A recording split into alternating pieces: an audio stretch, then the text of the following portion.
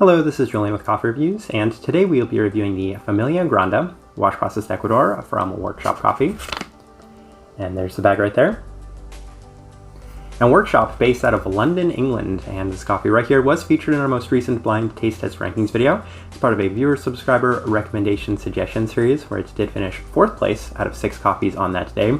And Workshop was suggested to us by Sam Griffiths, so shout out to and thank you to Sam for the suggestion. And I believe this is the 3rd English coffee roaster that we have reviewed on this channel, the first 2 being Red Bank and Kiss the Hippo. So I'm looking forward to finally getting some more English coffee content on this channel. This right here is day 103 of this coffee. And of course, that's a really important note that plays a huge role in this review overall, that we received this coffee extremely late relative to its roast day. It was in the day 80 mark, so keep that in mind for this entire review. But the recipe we went with was a pretty standard 16:1 water to coffee ratio brewed at 200 degrees Fahrenheit through the V60. And of course, given the age of this coffee, we ground it a little finer than normal. And it's going to be kind of difficult to relay roast profile, as English coffee as a whole tends to be a little bit more developed, not just than the rest of Europe, but even kind of relative to American coffee. So I don't know how we can describe this, maybe a European medium or a pretty standard English coffee as a whole. So yeah, best we can for that. With that out of the way, let's go ahead and start discussing this coffee. Day 87, first impression in that blind taste test rankings video, and actually was kind of surprised. It wasn't bad at all, especially for given that it had been day 87, the first opportunity we got to try it. Coffee had a slight but tame tropical fruit base to it, yet a lively and pronounced citric finish in the cup. So I was thinking it may have been a little bit more dull as a whole, maybe a little bit more tame, but getting a nice bit of liveliness as well as some sweetness from the cup was a pretty positive first impression. So gotta say, especially for the day it had been tried, pretty decent. Day 90, it felt definitely more developed than normal. That was to be expected. It was the second most developed cup of coffee on that table, the first, of course, being that pilot coffee that we had, but surprisingly still wonderfully flavorful. There has been a wonderful bit of brown sugar to the cup as it had cooled down as well, so some nice sweetness, but it's mostly citric forward, has a lasting citric finish to it as well, plenty of tropicals as the cup has cooled. Day 93, coffee works weirdly exceptional with breakfast. So this is kind of a funny thing, but I think anybody that really likes getting a cup of really dark coffee with their breakfast, that's a very American thing, then this worked really well. I just happened to be consuming it while I was making myself breakfast, and it turned out really, really well. But again, I gotta emphasize the strong citric cup that was coming from it, which was balanced out really nicely with some salty breakfast foods. That was just kind of a fun day, outside day on that one. Day 96, cup has been extremely consistent, but I mean, who would be surprised given that we're trying it on day 87, there was going to be very little change. The only change that might have arisen would have been if we had drastically adjusted brew methods or recipes. And while having run it through the Chemex, the V60, and later the AeroPress, you could definitely see a lot of consistency from the cup. Strong chocolate base, tropical fruits were a nice pleasant contrast to the very lingering citric finish. Citrus is by far the most pronounced and notable thing in this cup of coffee. Day 99, impressed that the coffee still has a lot of life to it. I mean, we're here at day 100 and the coffee definitely still has a lot of flavor to it. It doesn't radiate any of that stale coffee that a lot of coffees have, probably even post day 60, so could have been the bag hadn't been opened or anything like that all the way to day 87.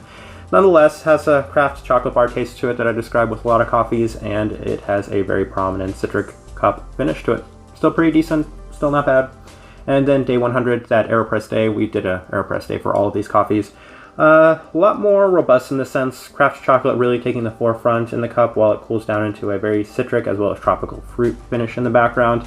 It tones down a lot of the lime, and the lime has definitely been very present and pronounced throughout the time drinking this coffee. It's definitely present and pronounced today.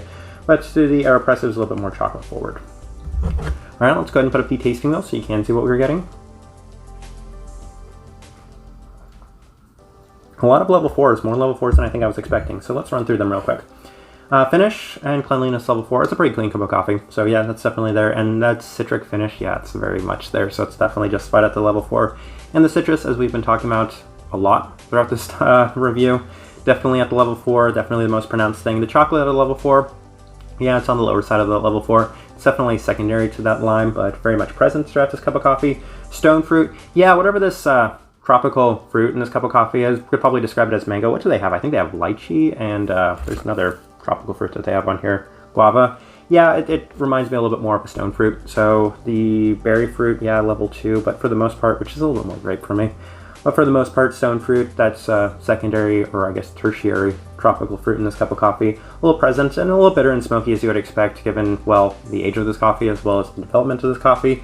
Heavier bodied, that's for sure, and a little bit of sweetness. The sweetness at level 3, I gotta say that's pretty decent for just how late in the life of this coffee it is, and then the acidity at a level 3, but nothing at a level 1. Pretty well-rounded cup of coffee as a whole, so I always say that that typically tends to come with slightly more developed cups of coffee, that you're always going to be getting a lot of these extra things in the cup of coffee, but for the most part, like the way that this tasting will looks, don't think there's too much else worth noting on here.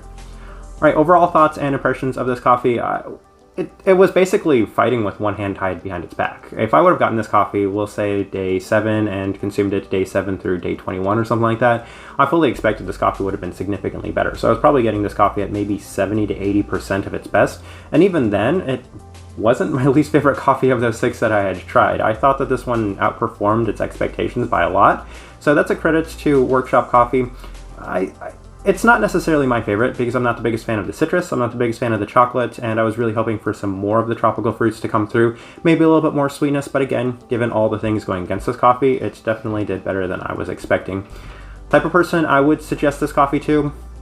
I probably should have thought of that beforehand, but kind of thinking back on it, just keep in mind the English coffees as a whole, they can be just a little bit more on that developed side, but if you really like the citrus in coffees, then I think that's a great fit for you. That lime is really pronounced, and I think maybe on some earlier days, you would have been getting an abundance of lime. I mean, it already finished at a level 4, given just how late this coffee is, so if you're trying on earlier days, you might have gotten just a super wild, super lively lime cup of coffee, and it's still well balanced with the rest of the components that come from it.